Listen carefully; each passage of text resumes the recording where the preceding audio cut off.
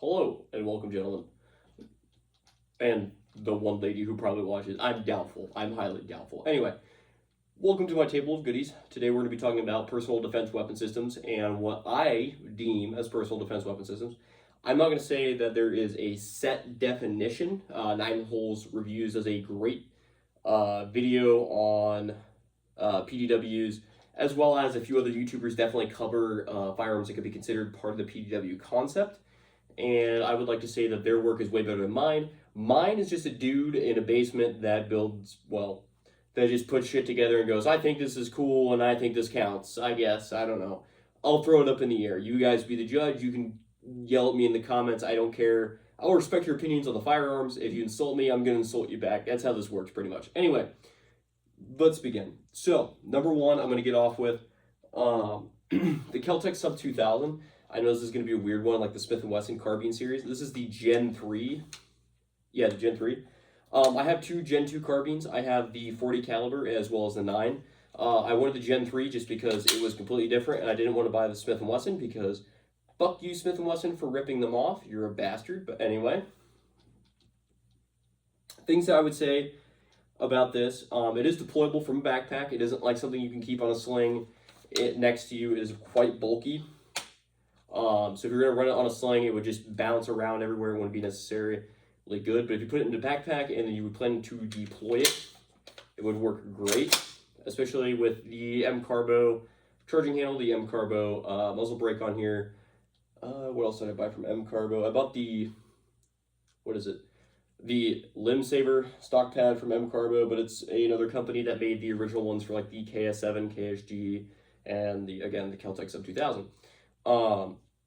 I ran a Magpul AFG up here, as well as a red dot and some iron sights for backup. This is kind of the best part about this is because now I have a PCC where I can get rapid follow-up shots, and it's actually relatively accurate out to 100 yards. Not saying I want to push it that far, because especially 9mm will lose some steam, but I do have a carbine that is fighting ready. I do have a TLR3 on the front of it, just a dim pistol light. I don't need something that's super bright. I just need something to get me away from the people that are assaulting me. The brighter the better is what I say. This is only 170 lumens. I plan on upgrading it to maybe one of my nightsticks I have left over, because I realized that nightstick didn't have a bunch of holster compatibility, so I made that big mistake right off the rip when I was collecting, and I put a bunch of nightsticks on a bunch of guns. I was like, oh wait, this doesn't work with anything.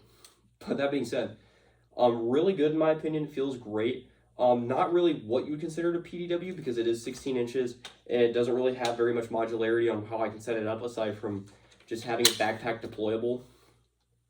It feels relatively okay shouldering it and getting your cheek down to it. You do get a little bit of a pop on your cheekbone, and if you do have a beard, I'm sorry to say, guys, it's going to rip the facial hair off of you. I've had several of my buddies shoot it, and they've all said the same thing. It chews at your cheekbone and just rips hair out of your beard, so really annoying. That being said, still a cool firearm, still very fun, very affordable if you're looking for a PDW setup. Around $400 to $500 is what you can get it for. It takes Glock 19 magazines, 17, and the 21 rounders.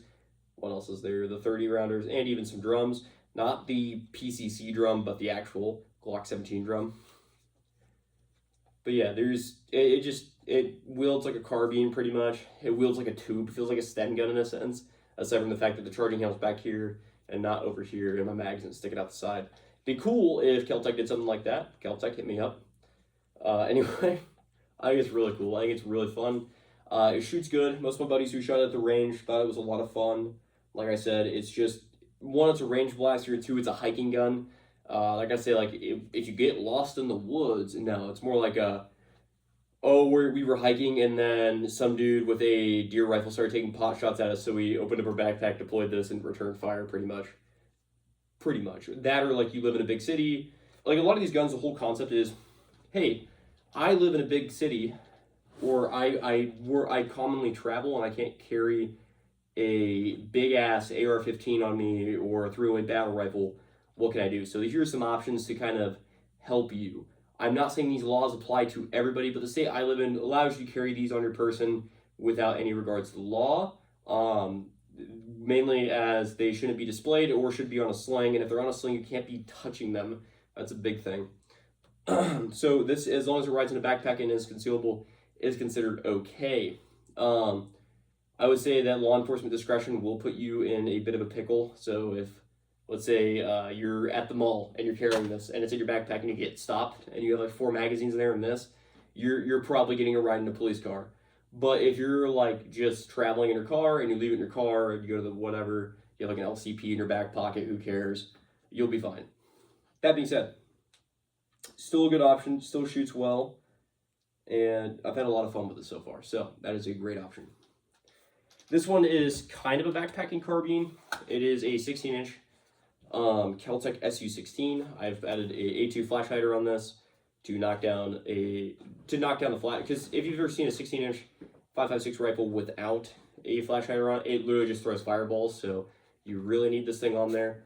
I threw a Hawk red dot on it, as well as, yeah, that's pretty much it. Those are the 2 things I've added, is the flash hider and red dot. That's all you can really add on this thing. It is an underfolder, so it's like a Wildster 10. You can still shoot it while the stock's folded. It prefers the Stanag magazines, but you can run other AR-15 pattern magazines in it, as well as it comes with a 10-round magazine included in the box. I literally threw that 10-round magazine away because it doesn't fit any of my other guns aside from this one, and I don't plan on standardizing that magazine at all. That being said, deployment is really easy.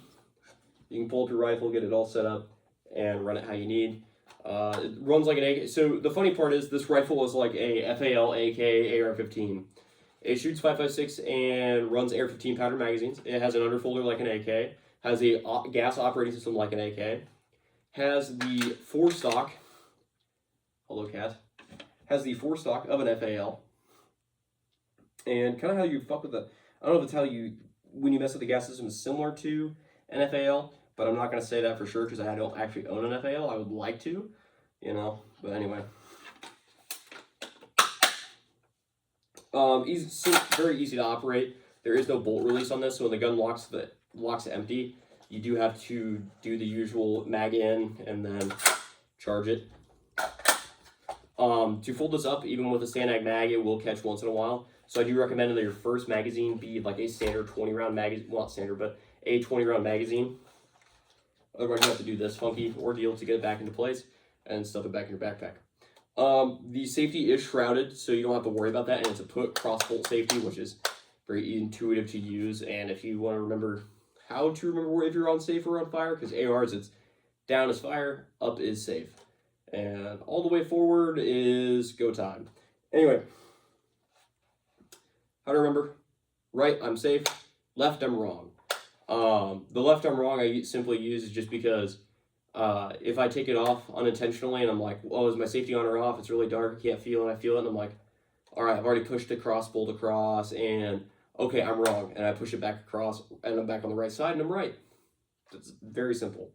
I'm not saying that happens to me. I'm just saying it's a methodology I used to use when I was younger, when I was turkey hunting. That being said, still a valuable platform. It's accurate out to about 300 yards. I wouldn't really push my luck past there.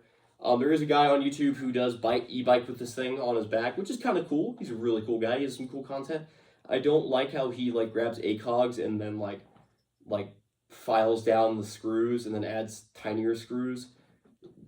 Just ruining reliability, but it is his optics. I can't say anything. His methodology has a madness, and that madness has some science behind it somewhere. Don't come after me, man. He put tech sights on his. I thought this. I'm not really going to use any sights on this aside just from the red dot. It'll work. I'm not too worried about it. But like I said, easily deployable.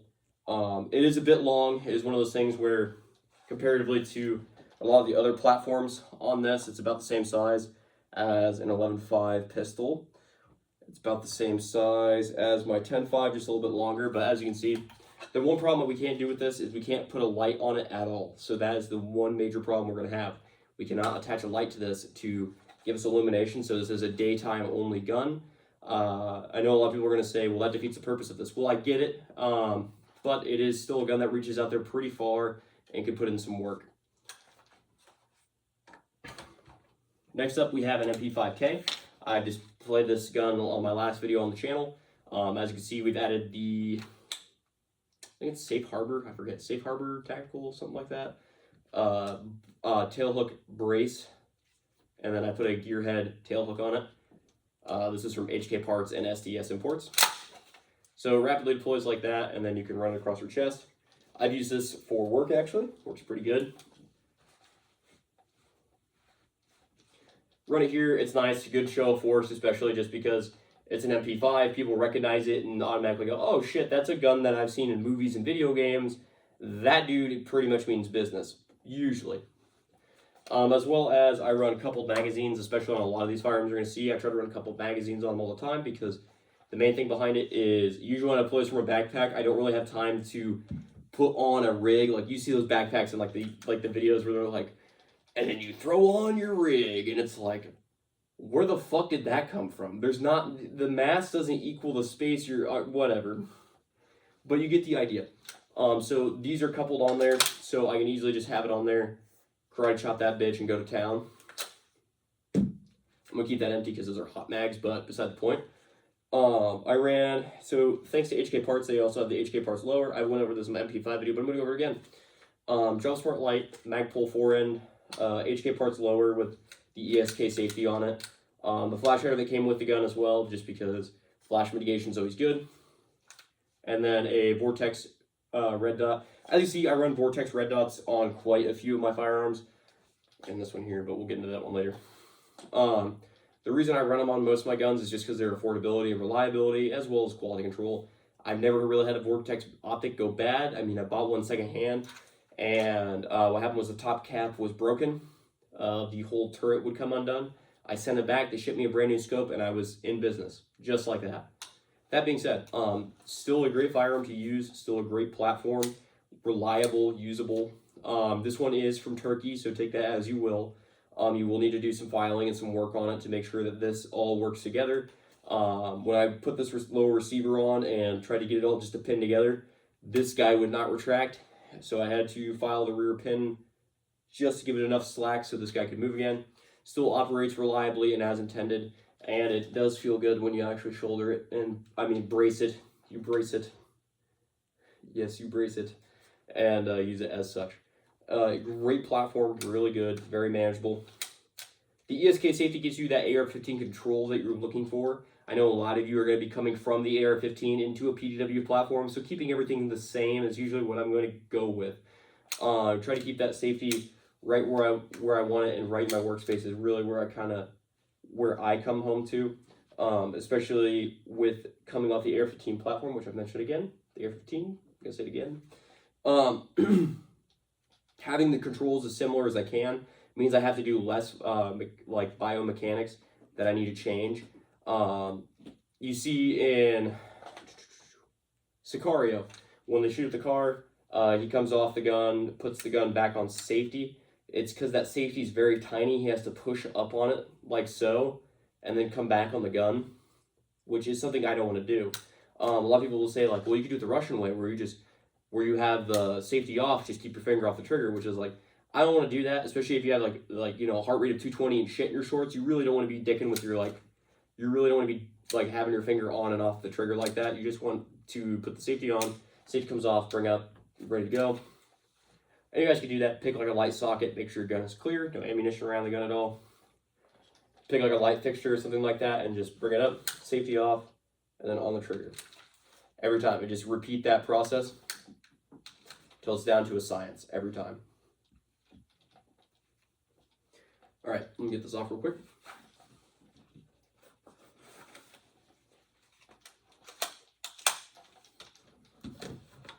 Okay, not really a good one because this means like if you deployed this in like a event where there's civilians, this is going to be not a really good thing. It's going to cause more liability.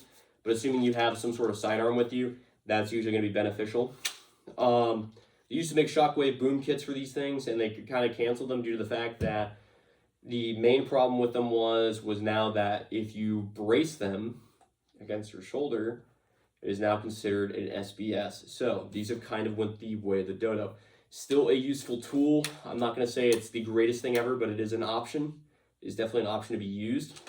It is a definitely point at their waist kind of weapon system and then hit them and see what happens. Like I said, it is an option. I'd rather not use this especially unless I have like the boom kit, which I've mentioned to you. Because the law on this is just so vague that a lot of people are avoiding using these. It is a great tool, especially the Remington and the Mossberg 590. Great shotguns. Is just the main problem we're going to have is that we have a gun that we can't really tell where we're going to hit. And especially with having no way of bracing it, it's kind of just point and hope for the best in a realistic sense. And not only that, you have to either brace like this or you have to chicken wing like so to get down low enough to use the bead. And a lot of people are going to say, we're going to bust your teeth out doing that. And it's like, well, if you run low velocity buck, because this is a pump action, you don't really need the like buck that's really pressured for autoloaders like the M4 Benelli or the Beretta A300. All you need to do is get low velocity buck or low velocity 2-shot, and you should be relatively okay with this guy. Relatively okay. Once again, moving into the next platform. AR-15s, this one is my shit Panda. It is a 300 blackout with a Q Honey Badger stock. Super cool. I have the Vortex AMG UH1 on it, as well as the Micro 3X. I do have a Griffin Armaments brake on here, and you can run a can on it, as well as Magpul backup sights if we need them. A basic bitch light on there. Safeties in the same spot. I don't run ambidextrous safeties. I don't run ambidextrous parts. A lot of people might come down from high and say like, "Blah, your gun, you need your gun to be ambidextrous completely all the way around." It's like, no, you just need to learn different biomechanics. And now I'm saying, and I'm kind of contradicting myself from earlier where I said the MP5, I want to keep my biomechanics. Yes, you do want to keep it similar, but you also need to learn that I need to be able to adapt in the field to different weapon systems, and especially not only different weapon systems, but different trains of thought. Like if I go left-handed with this, my thumb is going to be actuating the safety. Rather than this index finger coming forward, it's going to be this hand pushing my mag release open, kicking the mag out, etc. Actually, my roommate showed me this because he was a lefty and went into ROTC, and beside the point, he was never served. He did ROTC for a little bit and was like, I don't think it's for me. But anyway, like I said, your hand comes over here. This guy presses your bolt release in, and it all works out in the end, is what I'll say. That being said, super nice, super comfy. I do not mind this platform whatsoever. I'm just happy I have a Honey Badger knockoff, because if you actually seen how much a Honey Badger will cost you, is roughly 3 times what the price of this gun is all put together. And that's before the tax stamps and the 404, etc., whatever. I do still think it is a good platform, the Honey Badger is. I still think Q makes some great firearms. I just can't afford them. Balling on a budget, and probably you are too if you're watching me. I don't know. Maybe you're just out there doing whatever and just saw my video and thought it was cool. I don't know. I'm not you. That being said, this can be hidden in the backpack pretty okay. Not the greatest way of doing it. It'll definitely look really weird. You'll need definitely a bigger backpack because this is pretty tall, roughly speaking, pretty tall. Not something like completely concealable, but it is an option if you like want to run it in like a vehicle. It's like a backpack gun, backseat gun, trunk gun, whatever you want to call it. I know back in the day, Iraq Veteran 88 had the trunk gun concept where you would leave a gun in your trunk. I don't know about doing that nowadays, especially with the amount of thefts in vehicles, etc. Very kind of high risk, low rewardish sort of thing. Usually winning a ticket to that fucking Sucksville, you know. But that being said, still a relatively cool platform, still something you can really hone into yourself. SB Tactical still makes some braces, so you can obviously copy what I did with a cheap Anderson lower and then pick out whatever upper you want with whatever cartridge you think is necessary for your gun. That is up to you. I'm not your dad. I'm not going to tell you how to live your life, but do what you want. I love saying that. That's so funny. I'm not your dad to figure it out. Next on our list. This is a 11.5 AR-15 with a SBA-3 brace.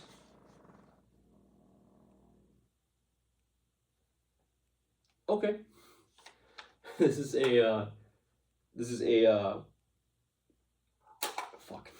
AR-15 with an SBA-3 brace.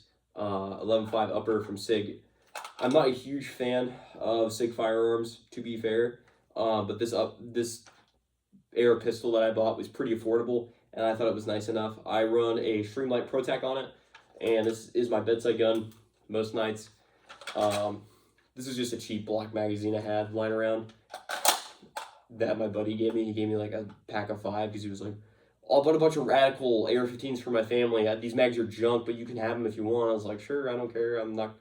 I'll just use them for stand-ins for magazines for videos and not keep them loaded."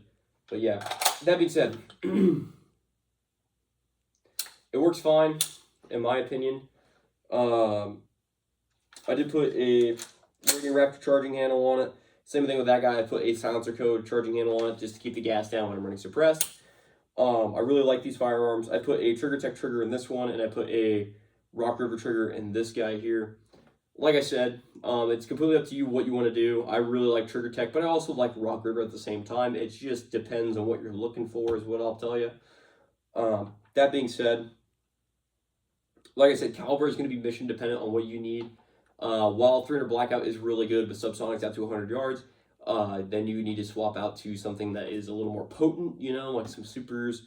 And then not only that, same thing with this guy. If you're going to run it, you got to know what your distances are. You could probably push this guy out to roughly 400, but you're really going to be pushing it, and you're really going to be pushing the limitations as you as the shooter. This thing, it does have a big flash, even with the flash hider I have on it. If you run a can, once again, it's going to be a longer gun, so you're going to have to pull it out of the pack, get your shots off, throw a can on it if you need to, and then go back to work again. It just all depends on what you're going for.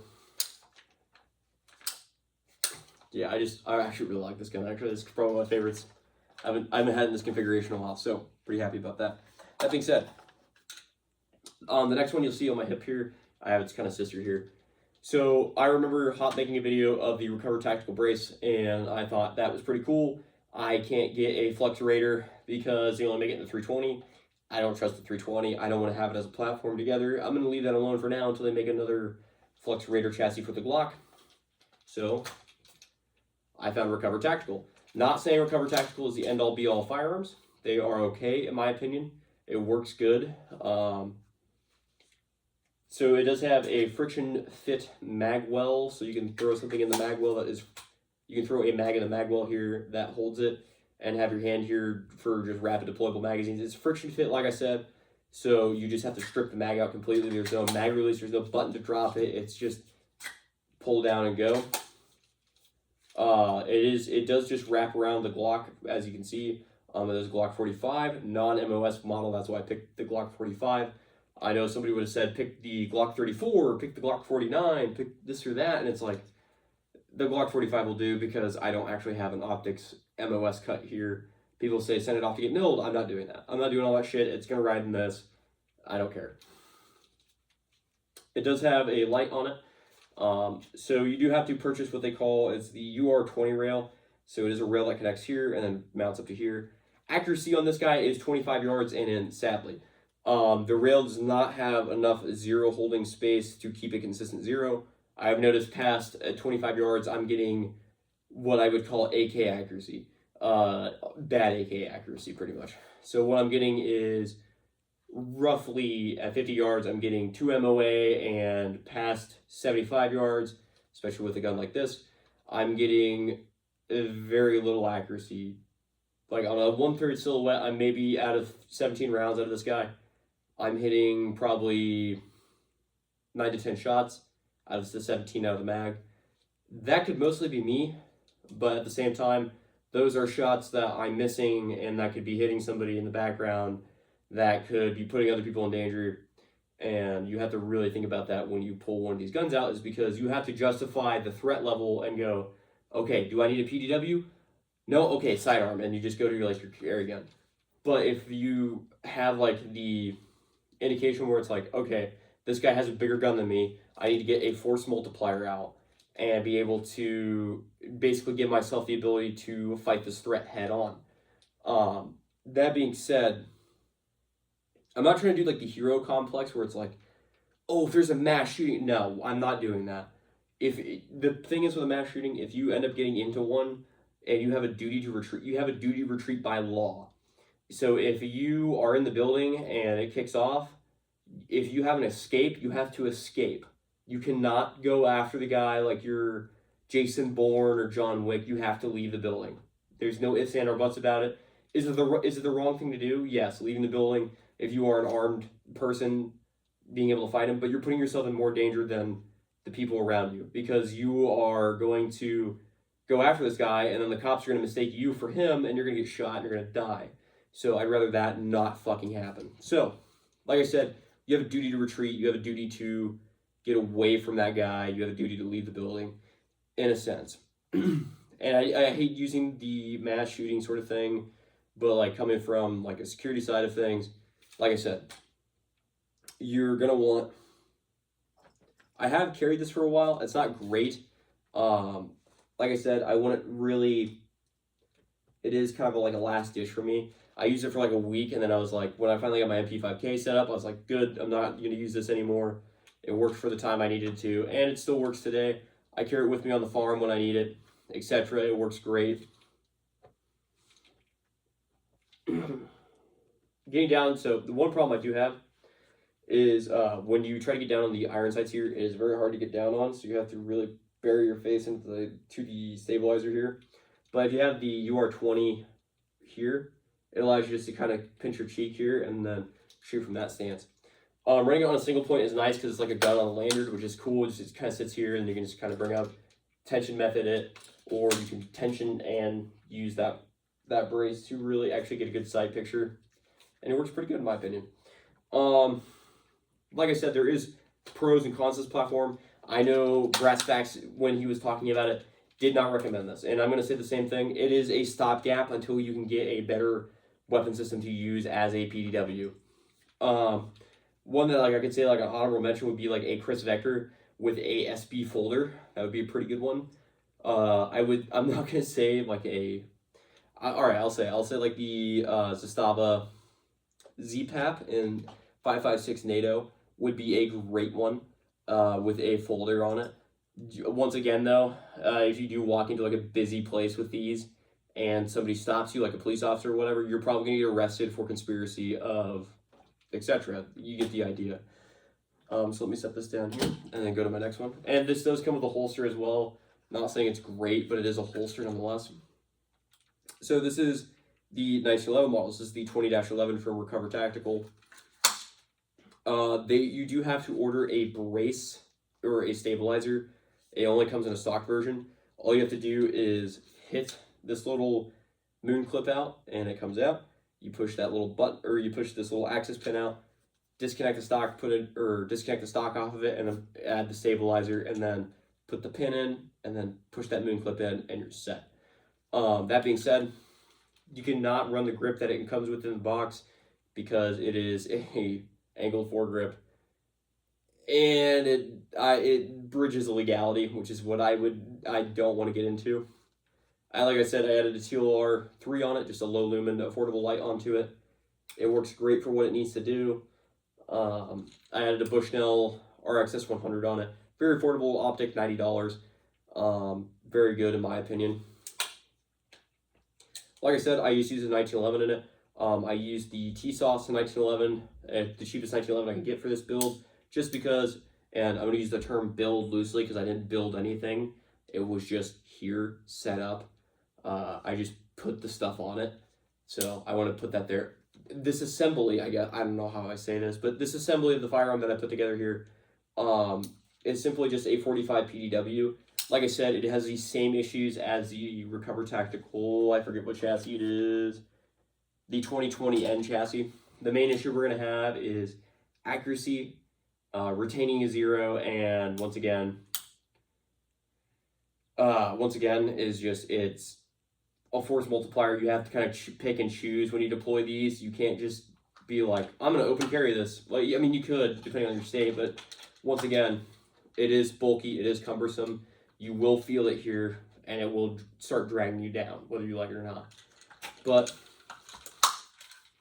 as you see, like, I'm bumping the light, like, NDing my light the whole time when I'm drawing that, which is fine. Totally not. But you get the idea, drawing this, and then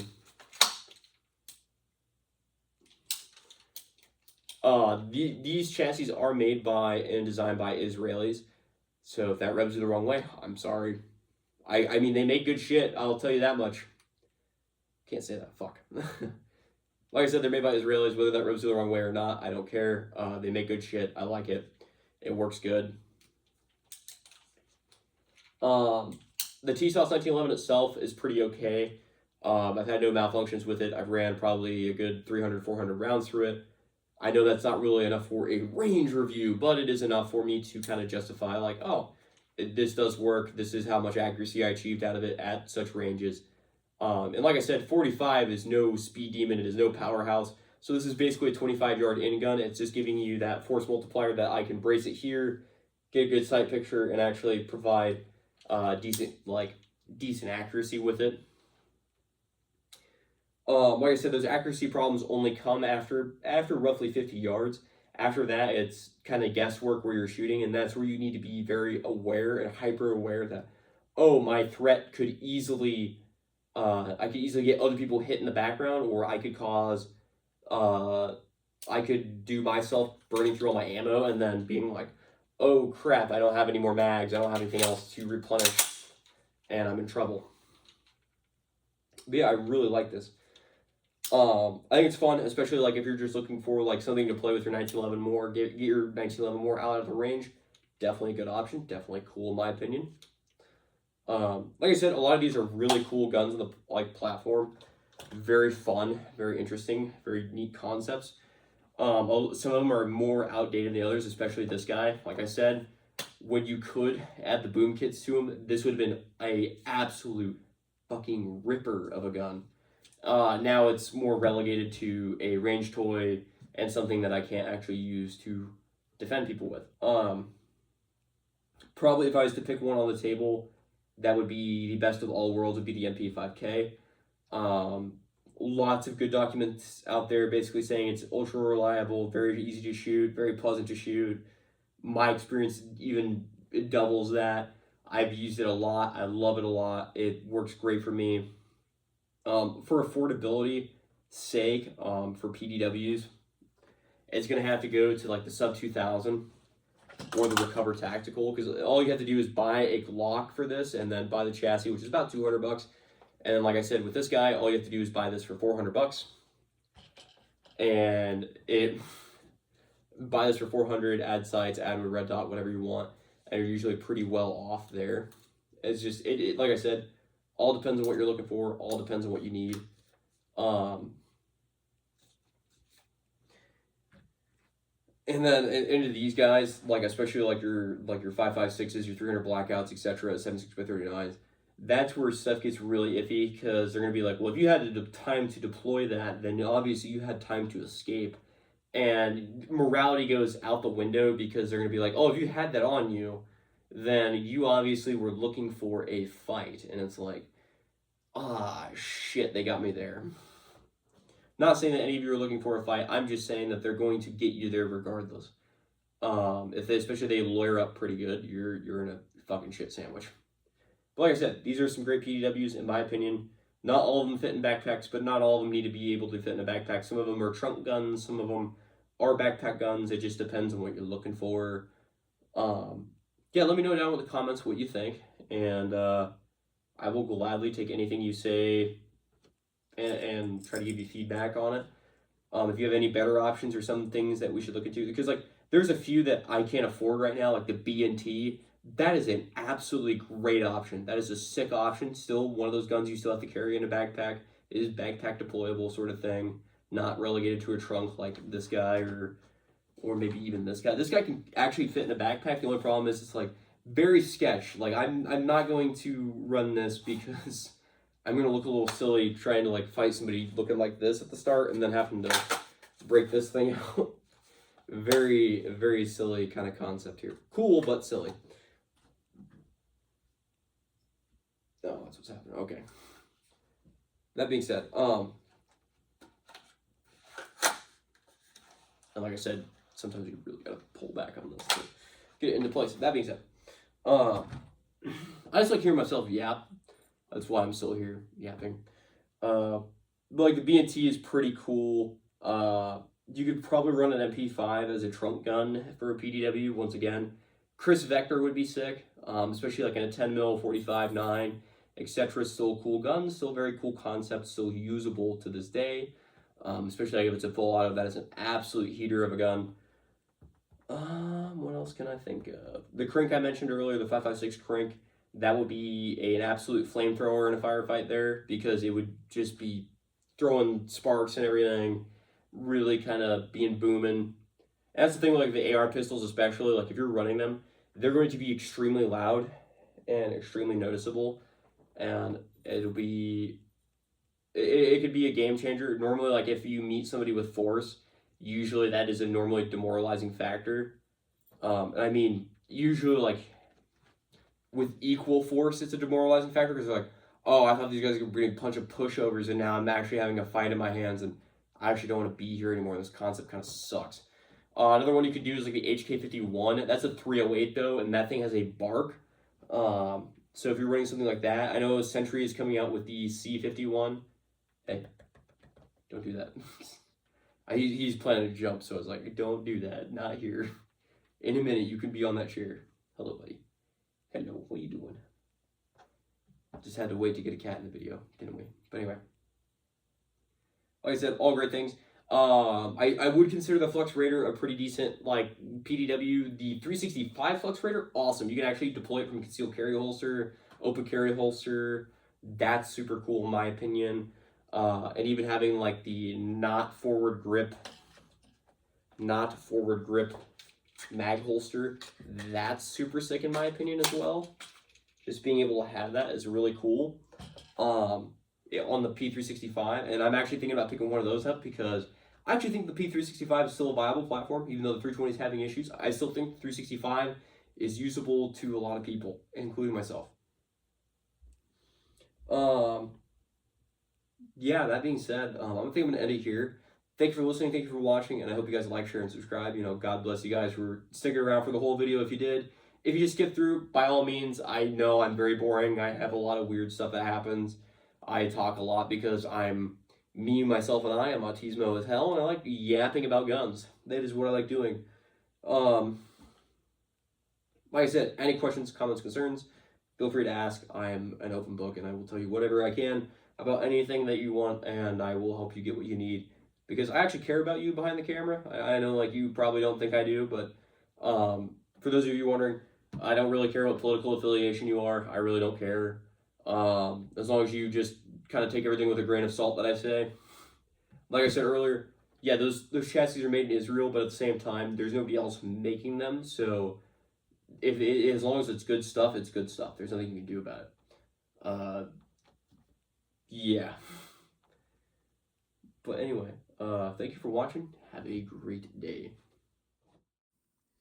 All right, so here's the portion where I do a little more yapping. That being said, to continue off of what I was going on, some notes I took.